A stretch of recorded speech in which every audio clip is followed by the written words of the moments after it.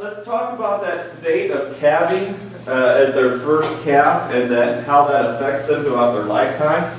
This study was just published this year. I've presented this data for a couple years because I've seen it, but it finally got published. Dr. Mosel back in the back of the room did a lot of work with this.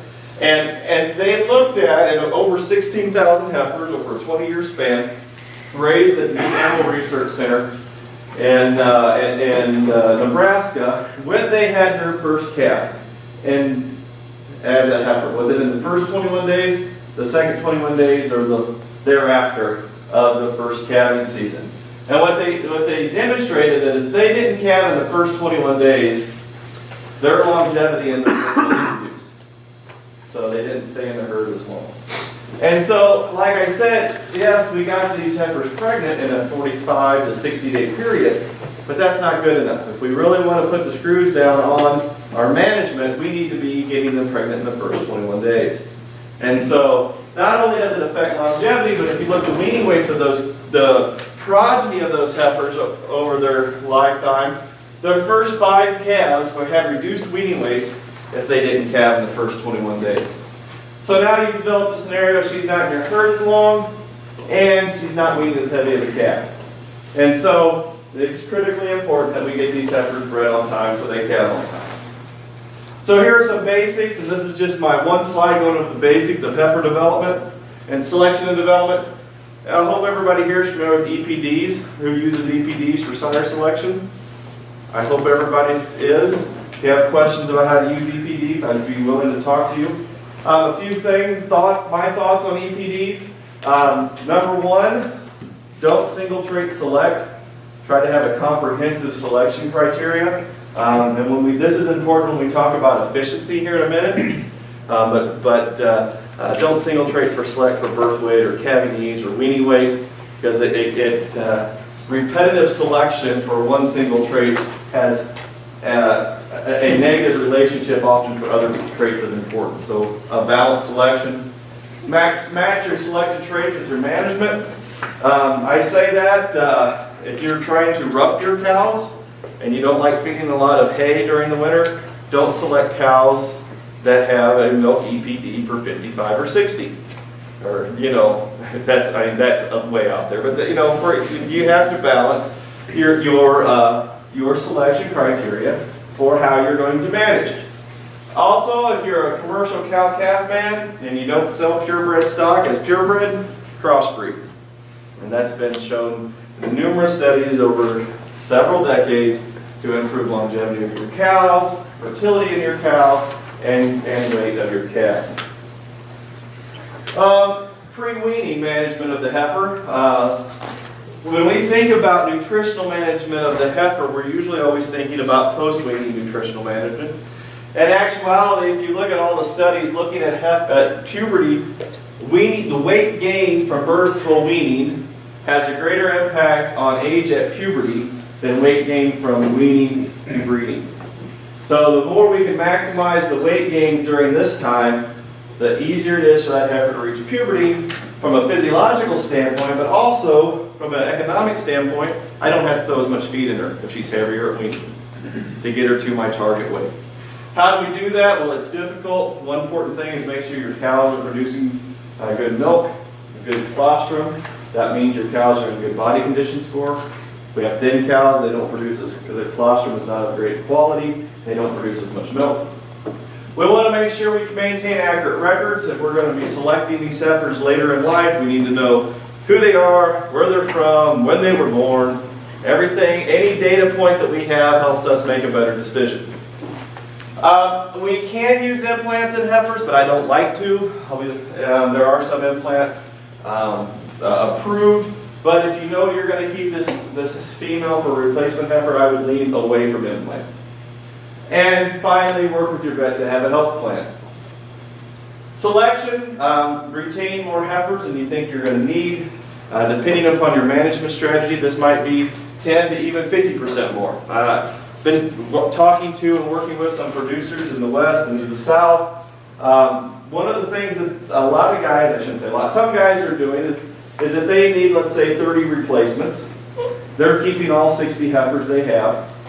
or 80 heifers they have. They're giving them one shot of AI, and then they keep the 30 that get pregnant, and the rest go to the feedlot. So they're only keeping the ones that are going to calve in a very tight window. Of course, they have to maintain more heifers for a longer time, but they consider that a backgrounding for entry into the feedlot.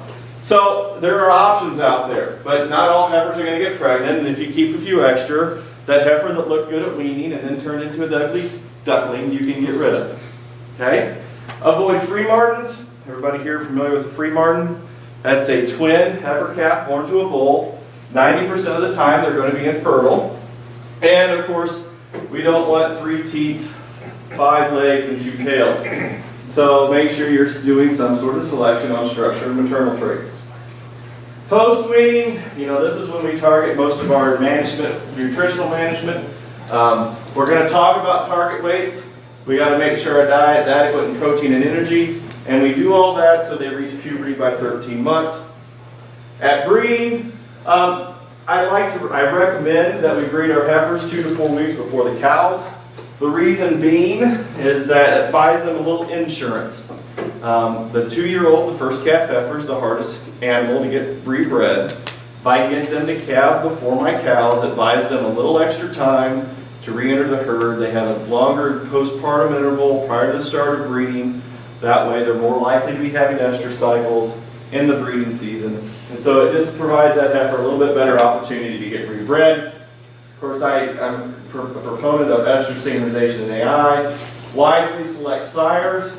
I like to limit the breeding season. And heifers, I like a 45-day breeding season. I might have to keep a few more, but I want to only keep those heifers that have the best fertility. Now, although for reproductive traits are lowly inheritable, I think with repeated intense management like that, we can start to improve overall herd reproductive performance. One of the areas we've been investigating a lot is nutritional change at the start of the breeding season. Who here develops their heifers in a dry lot? Anybody? Nobody develops heifers in a dry lot scenario? Well, we do. We develop our heifers in a dry lot, targeting rates of gain about 1.5 pounds to pound 3/4. And it's awful tempting that once green grass comes out in the spring, the first thing we want to do is dump these heifers on the green grass and we start the breeding season. And what we're seeing is that when they move from the dry lot to the breeding pastures, we're causing a pretty massive shift in the nutritional intake of these animals and changing physiology, and we're losing about 10 to 15% of our embryos that are actually fertilized. So we're investigating how to avoid this nutritional shock to limit pregnancy loss. At calving, we want them 85%. Diagnosing pregnancy, who here diagnoses pregnancy in your heifers? Mike, you do. I was out there this year. So I think this is really important for heifers, because if you can get them, if you know whether they're open or pregnant at about 18 months of age, or 20 months of age even, I can still get them into a feedlot and finish them out without taking a dime. But if I wait until they are calving and the next spring and I wait, but you never calve, well, now it's July and it's too late, so you're losing money on that animal. So diagnose pregnancy and then try to calve at a body condition score 6. Okay. Lack of exercise in a confinement or a feedlot type situation with those heifers. Look at me, I'm confined and... We have the same issue. Yeah, no, really. What about exercise? I think it's a lot better for the heifers to be able to get out and walk around.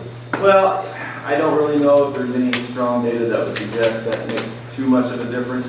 The biggest thing is the dry lot is the convenience of making sure they hit target weights and the development there. And you take them through the winter in a large pasture, it's hard to deliver nutrition. They're fighting the elements more, it's harder to get them to grow. Now, maybe not, you don't want to overcrowd them for sure, but that's the reason a lot of people use the dry lot management. And the exercise argument, I could potentially see where that argument lies, but I don't necessarily have any data suggesting it is better than any other management strategy. So.